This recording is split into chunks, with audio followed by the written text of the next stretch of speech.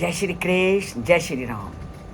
हर श्लोक में वाल्मीकि जी ने इस तथ्य का वर्णन किया कि वाल्मीकि की राज्य व्यवस्था बहुत अच्छी तरह से चल रही थी।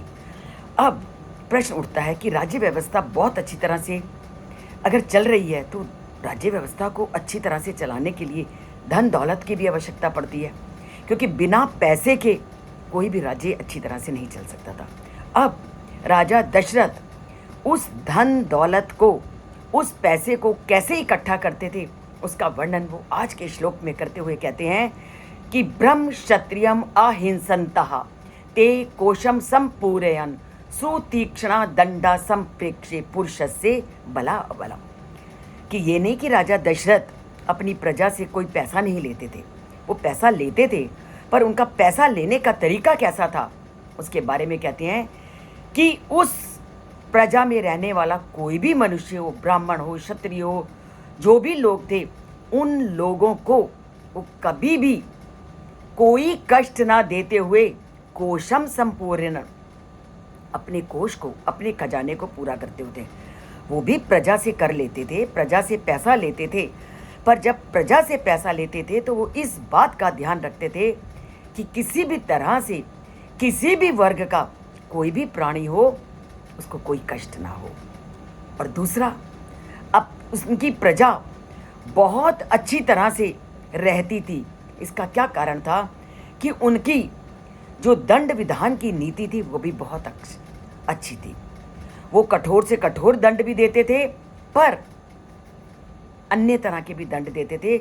दंड देते समय वो इस बात को भली भांति देखते थे, जिसको दंड दिया जा रहा है उसके बल और अबल को। व्यक्ति अपराधी है, पर अपराधी होने पर भी उसकी जो शारीरिक क्षमता है उस दंड को झेलने में सक्षम है कि नहीं, वो इस बात का पूरा ध्यान रखते थे। तभी उन्होंने क्या कहा, वह उसके सामर्थ्य को, उसकी दुर्बलता को देख करके व्यक्ति को दंड देते थे। तो ऐसे थे राजा दशरथ, अर्थात वो ब्राह्मणों और क्षत्रियों को कष्ट ना पहुंचाकर न्यायोचित धन से राजा का खजाना भरते थे, और वह अपराधी पुरुषों के भी बल और अबल को देकर उनके प्रति तीक्ष्ण अथवा मृदु, अर्थात जैसा उनका शरीर हो, उनके शरीर का भली भांति निरीक्षण करके वो उनके लिए दंड का विधान करते थे। तो कैसी अनोखी नीति थी राजा दशरथ की। और इस नीति को भी हमें आज अपने देश में लागू करना है और उसी व्यवस्था को लाने का प्रयत्न करना है, जिस व्यवस्था को प्राचीन काल से हमारी धरती पर अपनाया गया और धरती को सुखमय बनाया गया।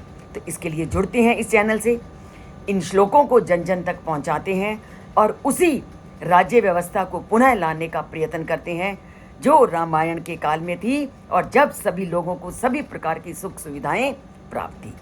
तो सभी प्रकार की सुख सुविधाओं को पाना है तो इस चैनल से जुड़ना है, राममय धरती को बनाना है तो चैनल को सब्सक्राइब कीजिए, रामायण को जन जन तक पहुंचाइए और जीवन को राममय कीजिए।